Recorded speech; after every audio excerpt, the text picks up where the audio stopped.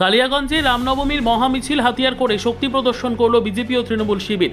কালিয়াগঞ্জ বিধানসভা আসনে প্রধান প্রতিপক্ষ দুই দলের প্রার্থীদের সামনে রেখে জয় শ্রীরাম ধ্বনিতে আকাশ বাতাস কাঁপিয়ে দিল বিজেপি ও তৃণমূলের শত শত নেতাকর্মীরা।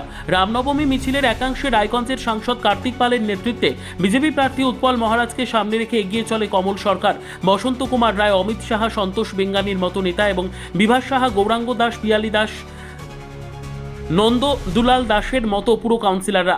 অন্যদিকে শহর তৃণমূল সভাপতি সুজিত সরকারের নেতৃত্বে তৃণমূল প্রার্থী নিতাই বৈশ্যকে সামনে রেখে পুরপ্রধান বিশ্বজিৎ কুণ্ডু, পঞ্চায়েত সমিতির সভাপতি হিরণ্ময় সরকার, প্রাক্তন পুরপ্রধান তথা কাউন্সিলর রামনিবাস সাহা, INTTUCর জেলা সভাপতি রামদেব সাহানি, অমিত দেবগুপ্তের মতো নেতৃত্ব রামনবমীর মিছিলে অংশগ্রহণ করেছিল।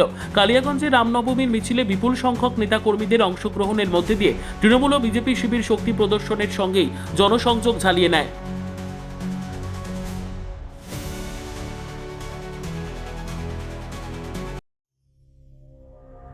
সংবাদটি নিবেদন করছেন স্বস্তিলোক উৎসব ভবন, গঙ্গারামপুর, দক্ষিণ দিনাজপুর।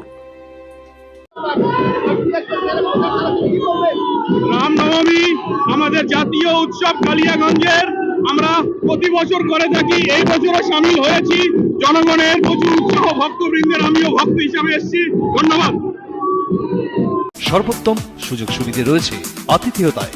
সুপরিচিত স্বস্তিলোক উৎসব ভবন অতিথিদের যে কোনো অনুষ্ঠানের জন্য উপযুক্ত ওয়ান স্টপ ডেস্টিনেশন।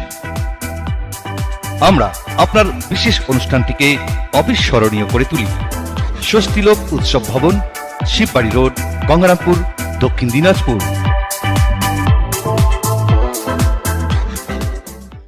এটাই আমাদের কালিয়াগঞ্জ, এটাই আমাদের কালিয়াগঞ্জের সংস্কৃতি, এটাই আমরা কালিয়াগঞ্জের মানুষ।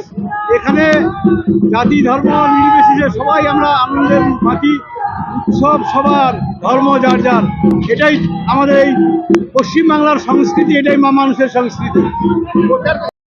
ব্যুরো রিপোর্ট, উত্তর বাংলা সংবাদ।